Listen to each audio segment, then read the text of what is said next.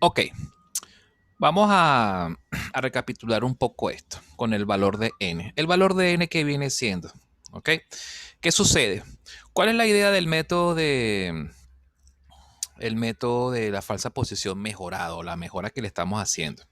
Para evitar que caigamos en bucles infinitos, tenemos que establecer dos cosas. Uno, ¿ok? Primero que nada, tenemos que hacer estas mejoras, es decir, controlando el número de repeticiones que puede adquirir X sub A o X sub B. ¿Ok? Eso primero que nada. Eso, por supuesto, nos obliga a nosotros a definir tres contadores. El contador natural para contar el número de iteraciones que estamos llevando a cabo y un contador de las veces que se repite el valor de la variable X sub A y un contador para ver cuántas veces se repite el valor en X sub B. Bien, ese es el primer control. Con esos controles, por supuesto, ¿qué es lo que vamos a hacer? Si se repite dos veces X sub A, el valor de F evaluado en esa variable, ¿ok? Se divide a la mitad, se divide, ¿ok? Se reduce a la mitad. De lo contrario, si es XB el que se repite dos veces, su valor en F se divide, ¿ok? Y después se divide entre dos. Y después entonces, ¿qué es lo que se hace? Con esos valores actualizados, bien sea el de F o el de F en XA o el F en XB, se meten entonces en la ecuación de la interpolación lineal para hallar el X sub C. Con eso se espera que ocurra una convergencia, ¿ok? Que el criterio de parada funcione, ¿ok? Aparte de que también se alcancen resultados buenos, pues. Pero por si acaso, tenemos que también trabajar con un número fijo de iteraciones. En caso de que estos dos controles no funcionen, hay un último control que sería controlar el número de iteraciones para asegurar que siempre converja el método, o que por lo menos el bucle no se haga infinito, sino que llegue hasta un número establecido de iteraciones. Ese número, y por favor escuchen bien los que estuvieron haciendo preguntas por el chat, presten atención. Ese número n puede ser arbitrario, puede ser un número a gusto del usuario, a gusto del analista. Digo, bueno, yo quiero que llegue hasta 10 iteraciones como mucho, o hasta 20 iteraciones, o hasta 100 iteraciones. Pero en caso de que uno no quiera trabajar con números tan arbitrarios, uno puede establecer como referencia el número máximo de iteraciones del método de la bisección. Si recuerdan o revisan las clases o las láminas o los videos de la clase de bisección del lunes pasado, ¿ok? Hay una forma de predecir el número máximo de iteraciones de la bisección, que es con una fórmula, si mal no recuerdo, n igual parte entera del logaritmo de 2, de base 2, ¿sí? Eh, del cociente del ancho de intervalo inicial entre el epsilon fijado, ¿ok? Todo eso y se le suma 1. Bien, esa sería la forma de establecer un n que no fuese tan arbitrario. Como total, este par de métodos este método es de alguna forma como un método primo hermano del método de la bisección, podemos trabajar con ese criterio, tomar esa n. Bien, esa n, hay dos formas de nosotros trabajarla, ¿ok? De trabajarla a nivel algorítmico. Una primera forma es calcular esa n a mano e insertarla en el programa.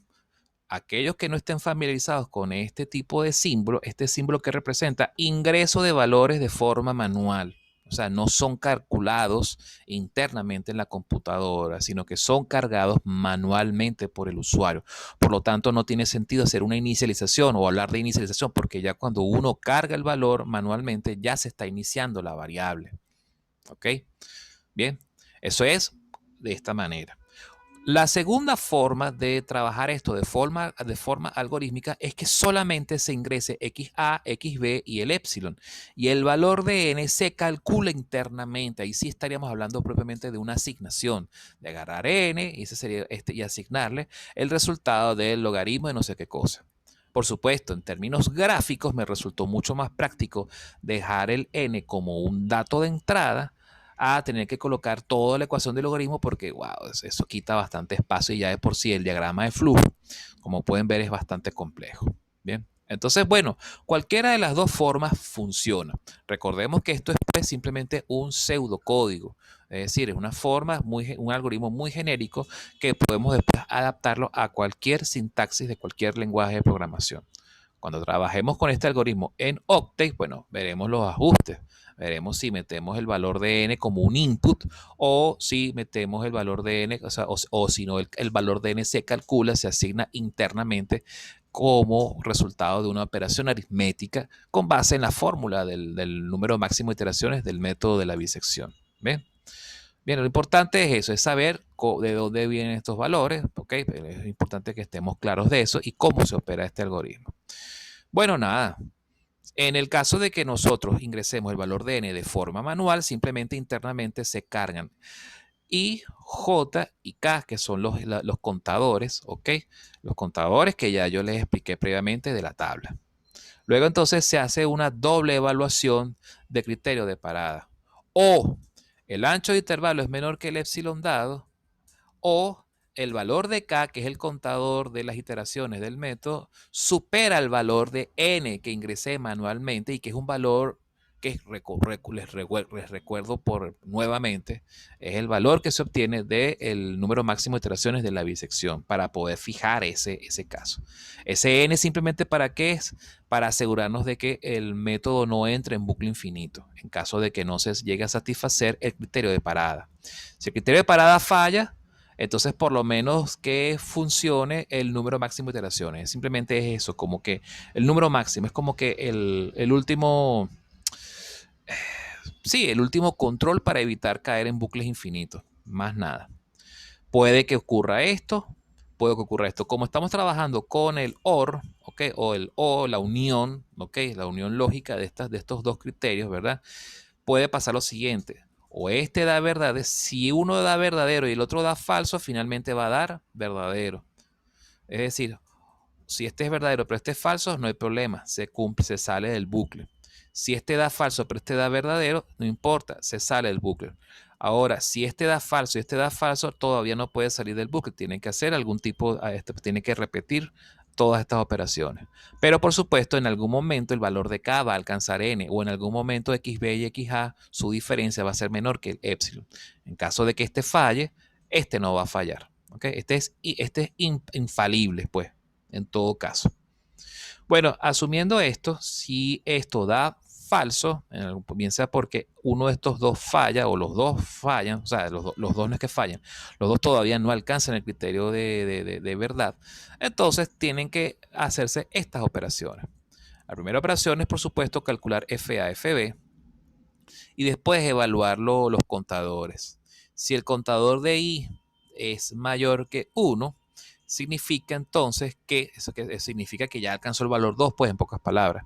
Entonces, ¿qué es lo que se hace? El valor de f en x sub a se divide entre 2. Si no, si todavía sigue valiendo 1 o 0, ok, entonces, ¿qué es lo que ocurre? Se salta esta operación, pasa a este nodo. Y después, entonces, ¿qué es lo que se hace? Se evalúa el valor en J. Si el valor de J, es decir, el que me controla el número de veces que se repite el valor en x sub b, es mayor que 1, si esto da verdadero, entonces a f en x sub b, el que se divide entre 2. Si no, se salta esto y ahora se pasa simplemente al cálculo de x sub c con base en la ecuación de la interpolación lineal y después al valor de f correspondiente. ¿Ok? Fíjense que o pasa esto, cualquiera de estos dos. Después el siguiente paso ya es evaluar el criterio del Bolzano. En el criterio del Bolzano, fíjense qué ocurre. Si esto da verdadero, entonces es a x de b el que se le actualiza su valor según el último x sub c alcanzado. Y fíjense qué ocurre con los contadores. Se actualiza el contador de j. ¿Okay? Fíjense, cuando xb se renueva su valor o se le asigna un valor nuevo, ¿okay? A j se le actualiza en 1. ¿Okay? Fíjense que no es que J va a estar creciendo indefinidamente, no. Ellos, después que alcanza un valor, el valor de J se renueva otra vez a 1, como era al principio de la ejecución del método. Pero por otro lado, el valor de I se incrementa en una unidad. ¿Por qué? Porque es un hecho lógico. Si este cambia, significa que el otro no cambió. Entonces hay que actualizarle su valor. ¿Ok? Si de lo contrario el criterio del Bolzano da falso, entonces a x de a el que se le asigna valor de x de c. El contador de X de A se renueva otra vez en 1, se vuelve otra vez a actualizar a 1, pero en cambio el contador de J se incrementa en la unidad, porque de forma análoga, si este cambia, significa que el otro se mantuvo igual y por lo tanto hay que actualizar el valor del contador, hay que incrementar el contador. ¿Eso qué va a ocurrir? Que en la siguiente iteración tendremos entonces, es probable, si este se vuelve a repetir, entonces hay que agarrar y reducir el valor de X de B en la F. Cualquiera de estas dos rutas convergen en este nodo y este nodo simplemente es para incrementar el valor de K en una unidad y volver entonces a evaluar el criterio de parada del bucle. O K ya superó el valor de N, si K ya alcanzó el valor de N, se sale del bucle. O si el ancho de intervalo con el nuevo XB o el nuevo XDA es menor que epsilon, también se sale del bucle. Si ninguno de las dos todavía no se cumple, se repite todo este procedimiento. ¿Okay? Lo cierto es que si este no se cumple, al menos este siempre se va a cumplir. ¿Okay? En algún momento dado. Cuando se cumple el criterio de parada, entonces el último valor que alcanzó la variable x sub c se le asigna a la variable xr y ese resultado es el que se reporta al usuario del algoritmo y con eso finaliza la ejecución del programa. Pero bueno, si nosotros nos ponemos a comparar el método tabular el método algorítmico, ¿ok? Del método computacional, del método de la falsa posición modificado, fíjense que todo el esfuerzo que se ve aquí es meramente algorítmico. Esto es muy importante diferenciarlo de los otros métodos como el de la bisección o el de la falsa posición original, que son métodos que se basan meramente en hechos o supuestos del cálculo, ¿ok? De lo que es la parte aritmética y del cálculo diferencial e integral, ¿ok? Se basan en...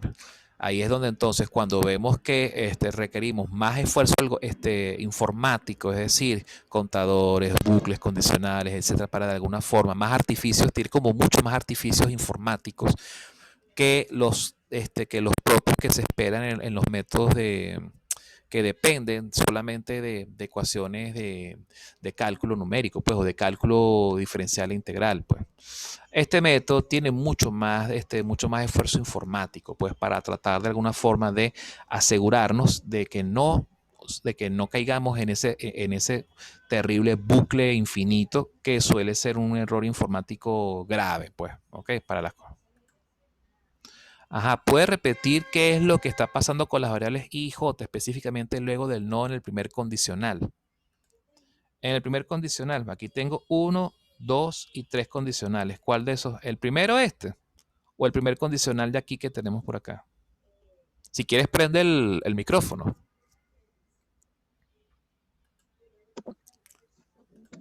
Aló, ¿me escucha, profe? Muy bajito. Ajá.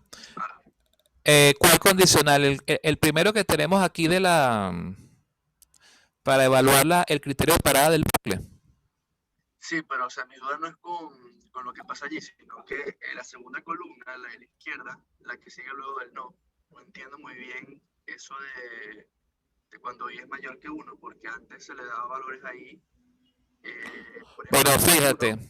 ¿qué sucede? Al principio i recibe el valor 1, ¿ok? Quiere decir que i vale 1, ¿de acuerdo?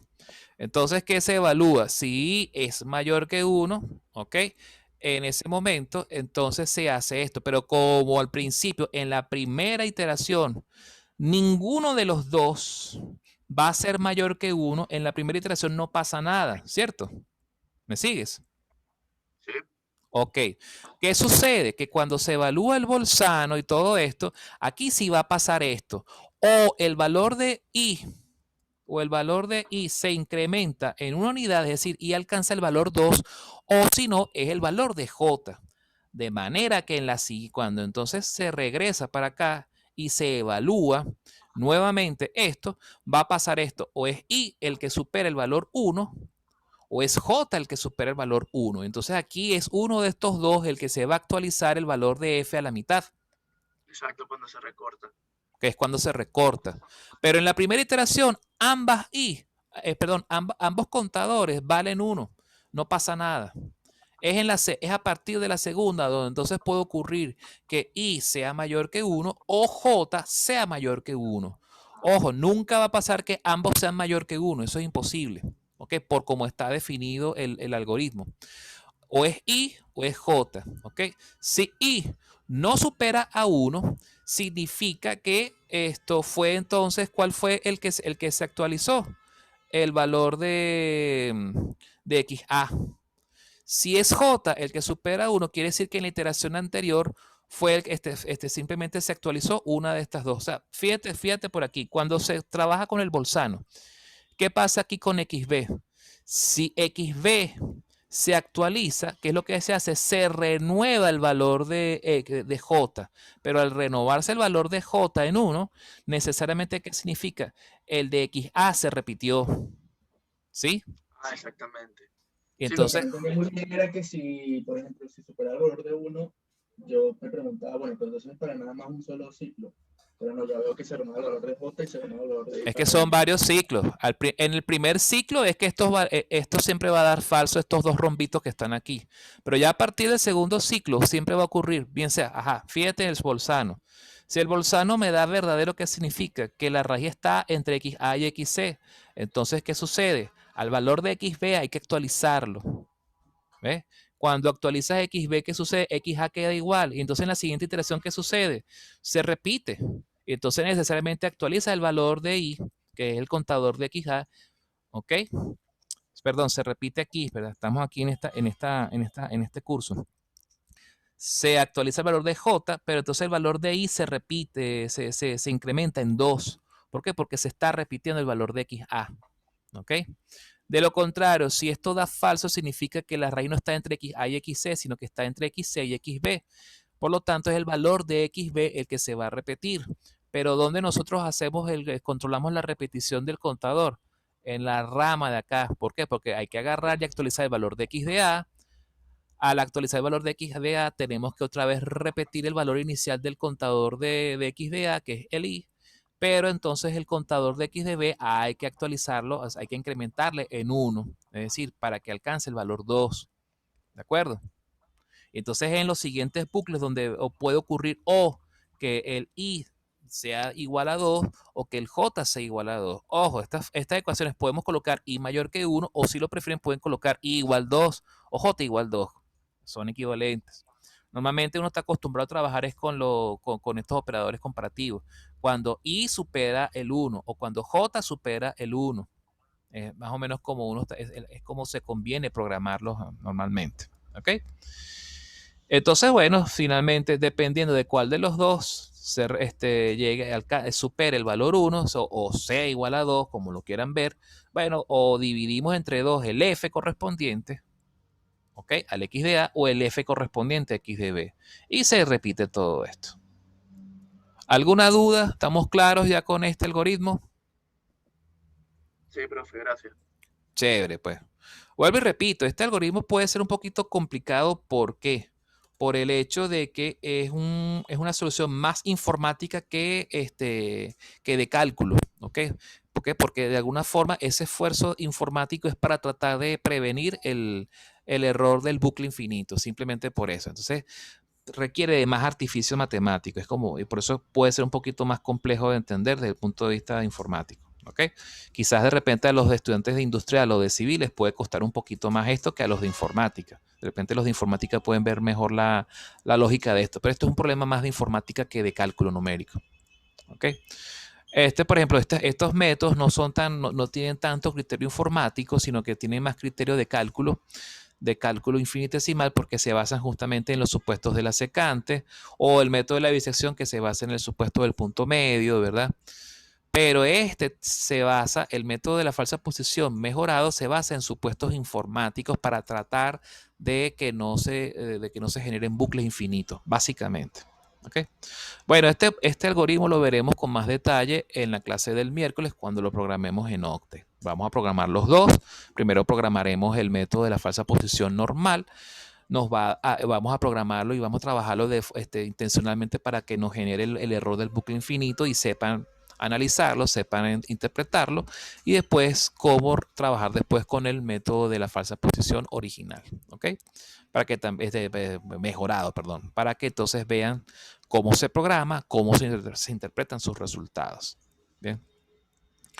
Bien, vamos a aplicar el método de la falsa posición. Vamos a hacer una revisión de este ejercicio, el mismo que se hizo para el método de bisección.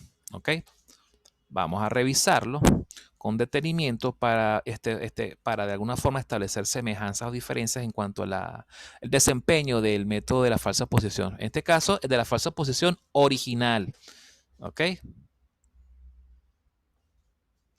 Bueno, sí, tienen que estudiar los dos métodos porque esos van a ser porque a ustedes en el examen se les va a preguntar de las dos maneras. ¿Ok, Valeria? Van a haber preguntas que se enfoquen solamente a la solución tabular y también van a tener preguntas donde van a haber preguntas en las que tengan que trabajar estrictamente con Octave. ¿Ok? Lo cierto es que yo les explico el algoritmo, pero ¿es para qué? Para que después ustedes sepan cómo interactuar con el programa. ¿Ok?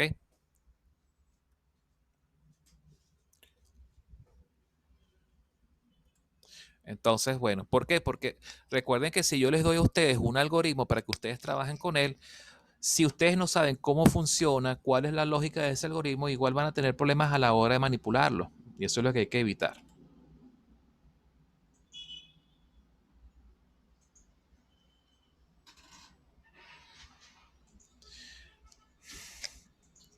Miguel Ángel, la razón por la cual J e I no pueden ser igual a 2 al mismo tiempo es justamente por el criterio del Bolzano.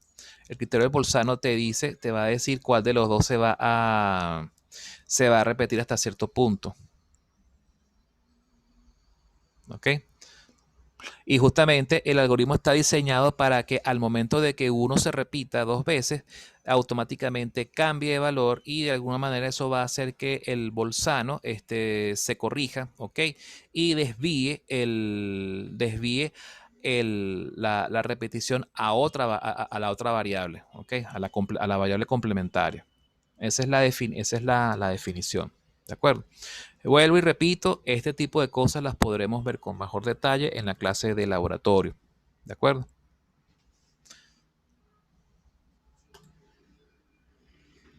Fíjense que va a pasar esto. O es este o es este. ¿De acuerdo? Es una de las dos. Y es justamente el Bolzano es la razón por la cual va a ocurrir que una de las dos se repita, pero no las dos al mismo tiempo. ¿Ok? Eso tiene que estar pendientes de eso. Pero bueno, es mejor verlo en la computadora porque con la computadora podemos de alguna manera encontrar ¿cómo se llama? Ver de forma mucho más práctica esto. ¿Bien?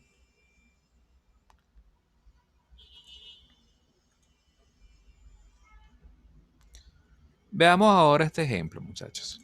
El método de la falsa posición aplicado, ¿ok? Aplicándolo al mismo problema que hicimos con el método de la bisección exponencial de x menos 3x, ¿verdad?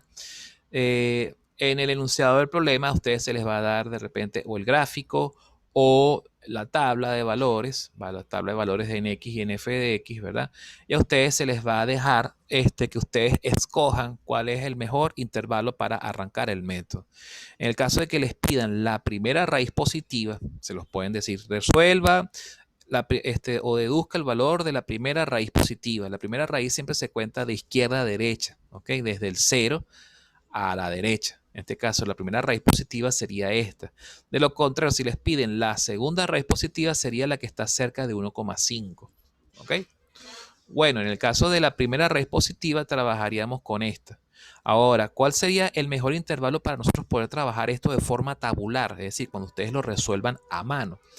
Tendría que ser un intervalo que sea lo suficientemente pequeño, ¿ok? Para que hagan pocas iteraciones y que además cuando uno evalúa el signo en F sea de signos opuestos. Bien, fíjense que por ejemplo nos puede servir el intervalo de 0 a 1,3 o de 1,2 a 0,1 o de 0,4 a 0,8. ¿Por qué? Porque los signos son opuestos, ¿ok?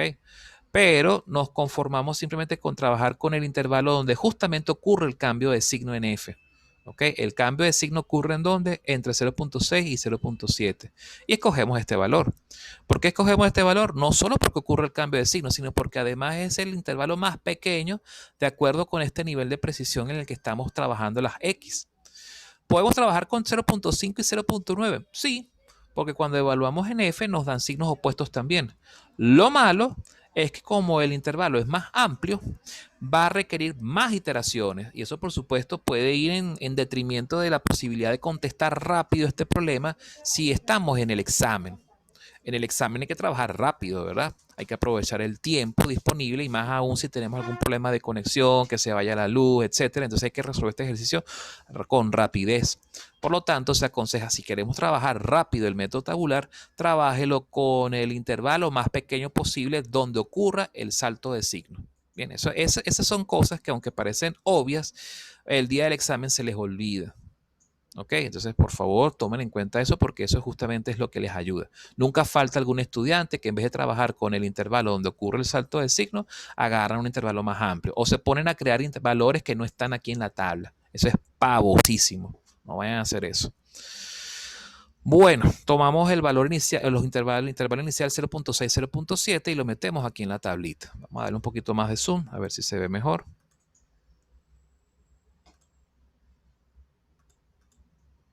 Ok. Entonces metemos este valor inicial. Se evalúa el ancho de intervalo. Fíjense que aquí el epsilon es de 0.01, entonces trabajamos con este.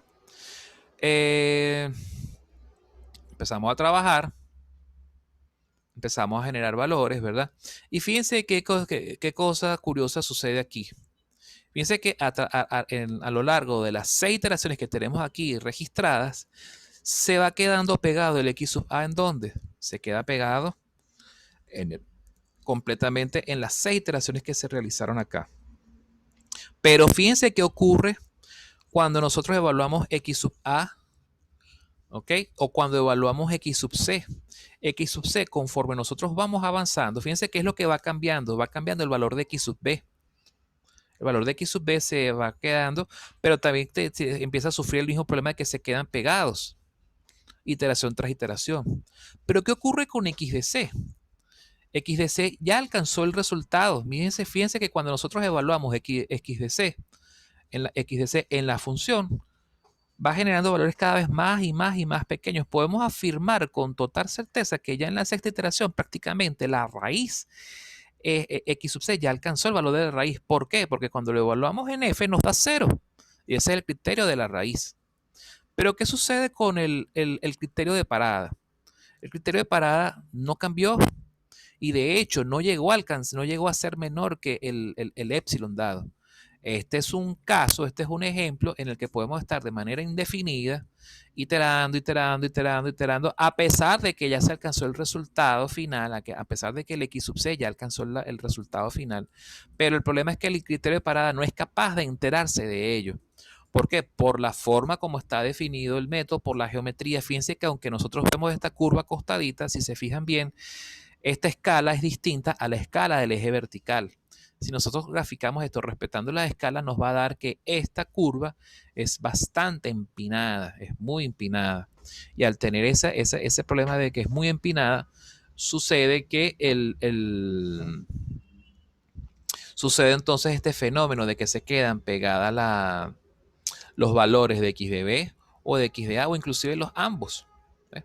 Entonces aquí es donde es necesario hacer dos cosas. Uno, o el ancho de intervalo inicial lo modificamos, ¿ok? Modificamos a que en vez de que sea de 0.6 a 0.7 sea, por ejemplo, entre 0.6 y 0.62, ¿verdad? Fíjense que lo hacemos mucho más pequeño, ¿ok?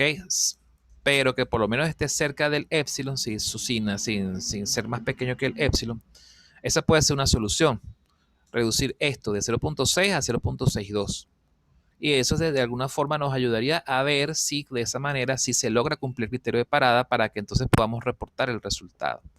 O la otra solución es simplemente dejar la iteración hasta aquí, hasta la sexta iteración, de forma arbitraria, y reportar el último x sub c, que oye, que es bastante bueno como raíz. Pero por supuesto, ya estaríamos violando la regla del algoritmo, que es el criterio de parada como tal. Bueno, ahí por supuesto, por criterio práctico tomamos este valor y listo. ¿Por qué? Porque sabemos con toda confianza que es la raíz. ¿Por qué? Porque el valor de f es prácticamente 0.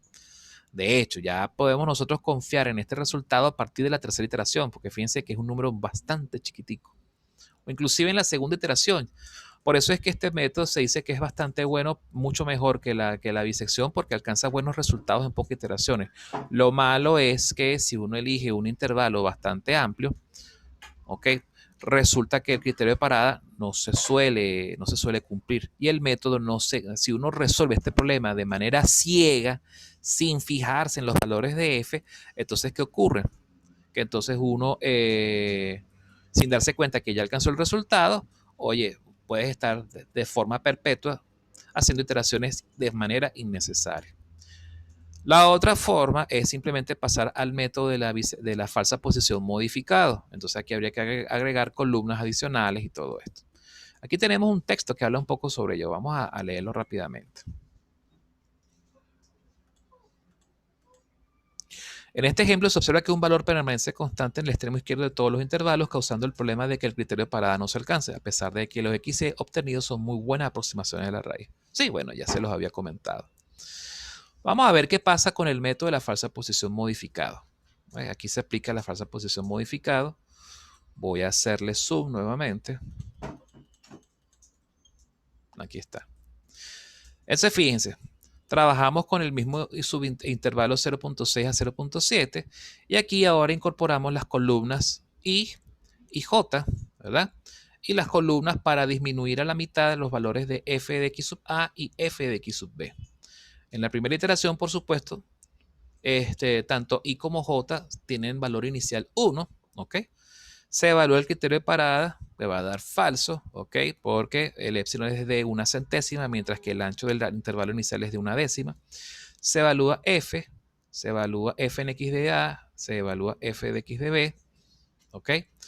Fíjense que en ninguno de los dos casos se hace la división entre 2 porque en ninguna de ni la I ni la J llegó al valor 2, ¿verdad? Luego se calcula con medio de la interpolación lineal el valor de X sub C, se evalúa ¿cómo se llama? El valor de f en x sub c, que es bastante bueno. De hecho, la interpolación lineal siempre es más precisa que el punto medio del bisección. Se evalúa Bolzano, nos va a dar negativo. Al dar negativo, ¿qué significa? Que va a dar verdadero. Se cumple esto, da verdadero. Y por lo tanto, ¿qué es lo que va a cambiar? Va a cambiar el valor de x de b y el valor de x de a se repite. ¿Qué pasa cuando se repite el valor de x de b? Perdón, ¿qué pasa cuando se modifica el valor de x de b? ¿Se acuerdan el algoritmo que teníamos acá? Si x de b es el que cambia, ¿qué sucede con j? Se resetea, vuelve a valer 1, se deja en 1 y justamente esa es una de las cosas que hace que no se que los dos valores alcancen el 2 al mismo tiempo, que tanto el i como el j no lleguen a valer 2 al mismo tiempo. Porque en lo que ya uno se modifica, ¿verdad? Entonces se modifica también, se resetea su contador necesariamente. Y es lo que ocurre aquí. Se resetea el contador de J otra vez a 1 o se deja en 1, ¿verdad? Y luego, ¿qué sucede con el contador de I? Automáticamente se incrementa en 2. Volvemos aquí al algoritmo. El valor de I, como se cambia el valor de X de B, el valor de I se incrementa a 2. ¿Verdad? Y volvemos para acá. Se incrementa. Aquí el de 2. ¿Por qué? Porque se está repitiendo. Porque no lo estamos modificando. Se evalúa el criterio de parada de Bolzano. En este caso nos va a dar un número más pequeño, pero todavía sigue siendo mayor que epsilon, por lo tanto va a dar falso. Se evalúa f en x de a, pero como el contador, ¿ok?, de x de a llegó a valer 2, nos regresamos al contador aquí. Aquí vemos. Ajá, y supera el 1, sí, porque vale 2, ¿verdad? Entonces, a f de x de a, el que se divide después entre 2. Volvemos para abajo. Y entonces, este valor que primero lo habíamos evaluado y nos daba este resultado, después lo dividimos entre 2. ¿Y qué hacemos con f de x de b? No se divide entre 2. ¿Por qué? Porque su contador está en 1. Vamos al algoritmo. Pasamos al siguiente, de este nodo pasamos acá. J alcanzó el valor de 1. No, superó el valor de 1. No. ¿Por qué? Porque en la iteración anterior se reseteó. Entonces, ¿qué sucede? Se brinca la operación de dividir entre 2, sino que pasa de una vez al nodo siguiente, sin hacer nada. Deja esto intacto. Y después lo que se ve aquí, no pasa nada. Con base a los valores de XA, XB, f de XA dividido entre 2 y el f de XDB intacto, se hace entonces la interpolación lineal que da como resultado el nuevo valor de X sub C. Cuando nosotros evaluamos X sub C en la función, nos da, fíjense que nos da un valor más pequeño, muchísimo más pequeño. Evaluamos el bolzano, en este caso el bolzano nos va a dar falso. ¿Por qué? Porque el número nos va a dar mayor que 0. ¿Okay? Nos va a dar positivo por lo menos y mayor que 0. Entonces, ¿qué sucede? Al dar esto falso, ¿qué es lo que va a cambiar? Volvemos entonces al nuestro diagrama de flujo. Si esto da falso, lo que cambia entonces es X de A. ¿Y qué hacemos entonces? X de A le reseteamos el valor de I, el contador correspondiente, vuelve a valer 1. ¿Antes cuánto valía? Valía 2. Entonces ahora vale 1. Y el de J, ¿qué hacemos? Lo incrementamos en una unidad. Ahora J va a valer 2. ¿Ok? Y después entonces vamos al nodo y pasamos a la siguiente iteración en K. Aquí. Fíjense que J ahora vale 2. X antes valía 2, ahora vale 1. Y evaluamos ahora el criterio de parada del bolzano. Cuando evaluamos el criterio de parada del bolzano, fíjense que ahora nos está dando 2 milésimas. Bien, un número que ahora sí es menor que epsilon y por lo tanto interrumpimos, se detiene el método y ¿qué es lo que hacemos? Reportamos el último valor que alcanzó X sub C, lo reportamos. Fíjense que si estamos trabajando con un epsilon de una centésima, es decir, ¿cuántas cifras significativas tiene el epsilon? Tiene 2. ¿Con cuántas cifras significativas podemos reportar el X sub R? Con 3. O sea, una cifra adicional a la cifra del epsilon, al número de cifras significativas que tiene el epsilon. Si lo reportamos a 3, fíjense entonces que tendríamos que hacer un redondeo. ¿Cuál es el último valor? ¿Cuál es el último dígito que tiene después de la tercera cifra significativa? 9. Como 9 es mayor o igual que 5, significa que entonces la tercera cifra significativa hay que subirle de 7 a 8. Entonces el resultado sería 0,618. Entonces, aquí podemos sacar dos conclusiones dos conclusiones interesantes para comparar el método de la falsa posición modificado con el método de la falsa posición original. Por un lado es más eficiente porque requiere menos iteraciones, inclusive menos iteraciones que el método de la bisección. Porque si nos vamos al método de la bisección, que está por acá arribita, fíjense que el mismo problema que hicimos lo resolvimos en 5 pasos o iteraciones. Pero el resultado no es tan preciso porque cuando metemos el valor de XM, el último XM alcanzado, cuando lo metemos en la función, nos da 0,00044 10 milésimas. No es tan eficaz porque el resultado no es tan cercano a 0 como cuando nosotros utilizamos el método de la falsa posición modificado. El método de la falsa posición modificado, bueno, fíjense que tampoco es tan eficaz. Fíjense que nos está dando un poquitico, nos está dando un poquitico más, menos cercano a 0, ¿ok? Pero por lo menos cumple el criterio de parada. Y es un valor que de alguna manera es suficientemente satisfactorio con base al epsilon con el cual estamos trabajando. ¿Cuál vendría siendo el más eficaz de todos? El método de la falsa posición, porque fíjense los valores de X y C, cuando los metemos en la función nos dan valores sumamente